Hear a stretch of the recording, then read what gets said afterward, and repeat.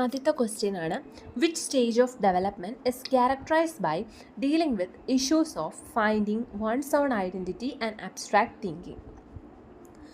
ഏത് സ്റ്റേജിലാണ്, ഡെവലപ്മെൻറ്റിൻ്റെ ഏത് സ്റ്റേജിലാണ് ഒരാൾ അയാളുടെ തന്നെ ഐഡൻറ്റിറ്റിയെക്കുറിച്ചും അയാൾ ഈ ഒരു സൊസൈറ്റിയിൽ അല്ലെങ്കിൽ അയാളുടെ ജീവിതത്തിൽ ചെയ്യുന്ന റോൾസിനെ കുറിച്ചും ഒക്കെ കൺഫ്യൂസ്ഡ് ആവുന്നതും പിന്നെ ഏറ്റവും വലിയ അബ്സ്ട്രാക്റ്റ് ആയിട്ടുള്ള തിങ്കിങ്ങിലേക്ക് പോകുന്നതും കോംപ്ലക്സ് ആയിട്ടുള്ള തിങ്കിങ്ങിലേക്ക് പോകുന്നതും. ഇത് എറിക്സൻ്റെ സൈക്കോ സോഷ്യൽ തിയറിയിലെ 8 സ്റ്റേജസിലെ ഒരു സ്റ്റേജിനെ കുറിച്ചാണ് ഇവിടെ പറയുന്നത്. അപ്പോൾ ഈ ഒരു വേർഡിങ്ങിൽ നിന്ന് തന്നെ നമുക്ക് മനസ്സിലാവുന്നുണ്ട് ഐഡൻറ്റിറ്റിയിൽ കുറച്ച് പ്രശ്നങ്ങൾ, ഐഡൻറ്റിറ്റി സംബന്ധമായിട്ടുള്ള പ്രശ്നങ്ങൾ, അതുപോലെ തന്നെ അബ്സ്ട്രാക്ട് തിങ്കിങ്. അപ്പോൾ ആ ഒരു വേർഡിങ്ങിൽ നിന്ന് തന്നെ നമുക്ക് മനസ്സിലാവുന്നുണ്ട് ഈ ഒരു stage identity versus role confusion ആണെന്നും അത് ആരിലാണ് ഏറ്റവും കൂടുതലുള്ളത് എന്നും നമുക്കറിയാം. ആരിലാണ്? അഡോളസെൻസിലാണ്. ഇതല്ല, നമുക്ക് പിയാഷയുടെ വെച്ചിട്ടും വേണമെങ്കിൽ ഒന്ന് കമ്പയർ ചെയ്ത് നോക്കാം. കാരണം അബ്സ്ട്രാക്ട് തിങ്കിങ് എന്ന് പറയുമ്പം നമുക്കറിയാം പിയാഷയുടെ സ്റ്റേജിൽ വരുമ്പോൾ ഫോർമൽ ഓപ്പറേഷണൽ സ്റ്റേജിലാണ് ഈ ഒരു അബ്സ്ട്രാക്ട് തിങ്കിങ് വരുന്നത്.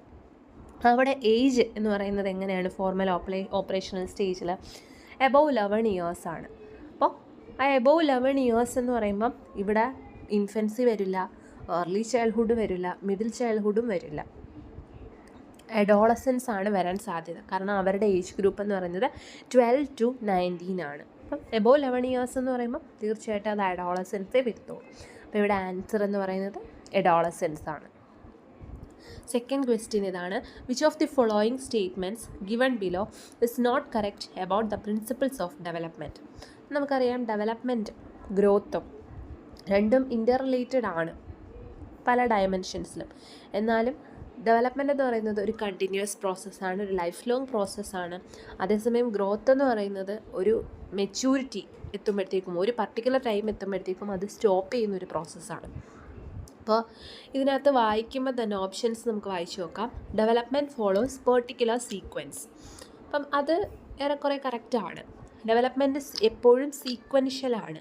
അപ്പം ഒരു കുട്ടി ആദ്യം ആ കുട്ടി എഴയാൻ പഠിക്കുന്നു, പിന്നെ അത് ആദ്യം ഇരിക്കാൻ പഠിക്കുന്നു, പിന്നെ എഴയാൻ പഠിക്കുന്നു, പിന്നെ നടക്കാൻ പഠിക്കുന്നു, പിന്നെ ഓടാൻ പഠിക്കുന്നു. അപ്പം അതൊരു പർട്ടിക്കുലർ സീക്വൻസിലാണ് പോകുന്നത്. അപ്പം ഡെവലപ്മെൻറ്റ് എപ്പോഴും എന്താണ്?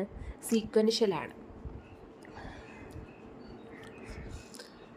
അപ്പോൾ അത് കറക്റ്റാണെന്ന് നമുക്ക് പറയാം. ഇവിടെ നോട്ട് കറക്റ്റാണ് ചോദിച്ചേക്കുന്നത്. ഇനി ഡെവലപ്മെൻറ്റ് ഫോളോസ് ഡിഫറെൻറ്റ്